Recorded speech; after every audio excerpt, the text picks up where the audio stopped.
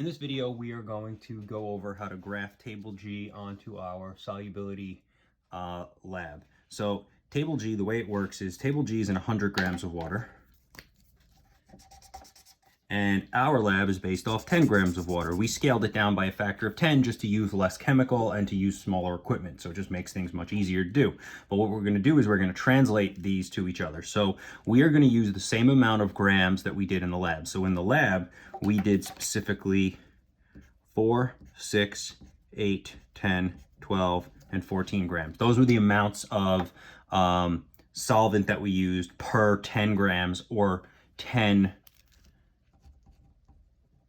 milliliters of water. We use 10 mLs of water. I'm saying grams here. The reason is because the density of water is 1, so 10 milliliters weighs 10 grams. I use them interchangeably, so you need to be aware of that. Here, they're using 100 grams of water. Well, that would be 100 milliliters of water. So what we're going to do is we're going to just, since they multiplied the water by 10, we're going to multiply the solvent or the solute by 10. And so instead of 4, we're just going to use 40. So here's what you do. You just go to 40, go to the KNO3 line, which is this one, and draw it down. The temperature is going to be the same. So what I'm going to do is I'm going to go to 4 and about 25, and I'm going to put a dot. Then I'm going to go to 60 to the line and down, and that's about, whatever, 37. So I'll go to 6 and down, and I'll put a dot. Then I'll do the next one, 8. Well, instead of 8, I'll go to 80 and then draw a line down, and that's like almost 50. So if we go to 8, and then it's going to be almost 50. And then you're going to see the graph is going to start to show up, and when it's done, it's going to be, it's going to look like these points here, right? And then we'll get, obviously, we'll get 100, we'll get 120, and we'll get 140. So we'll do it for all of these. And so it's going to look like these points here. And then what you're going to do is you are just going to do, you're going to fit the curve and you're going to draw it in like this. Except you're going to do it here. So it's going to look like that on this side. Okay, so that's table G. So if we did our lab perfectly, then our dots should actually be in the exact same spots as these dots. They literally should overlap if it worked perfectly. It almost never works identically, like it's almost never perfect. The reason? Impurities, meaning their water was pretty much pure water, right? Distilled, deionized, nothing in the water.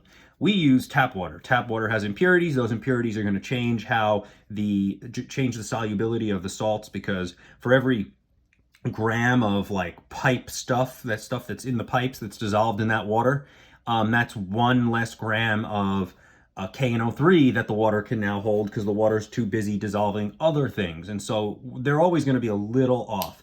And if anything, usually our temperatures that we do in our lab tend to be a little bit higher than the ones from table G because of the excess impurity. It makes it crystallize out faster. But you're going to do the one graph, and then you're going to graph the table G one and put that graph on there. And you should notice, I'll give you a hypothetical, that if it works out really nice, you're going to get something that looks like this. You'll have your table G graph, and then our graph might look something like this. It may look like that.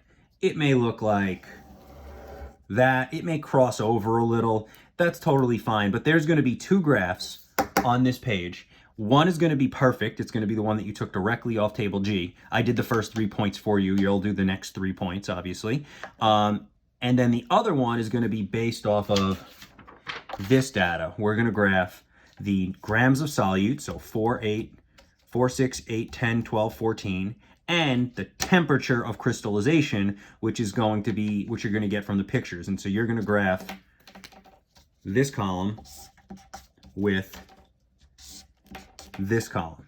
Now, I know this part says you have to take that from the lab, and there is a picture for that. That's just so you can calculate the molarity. We need to know, this one is done so you can calculate the molarity. The actual graph is going to be grams of dissolved solute versus temperature of saturation point. And if we do it right, the hour graph should be very close to the table G graph. Ideally identical, but it doesn't always work out that way.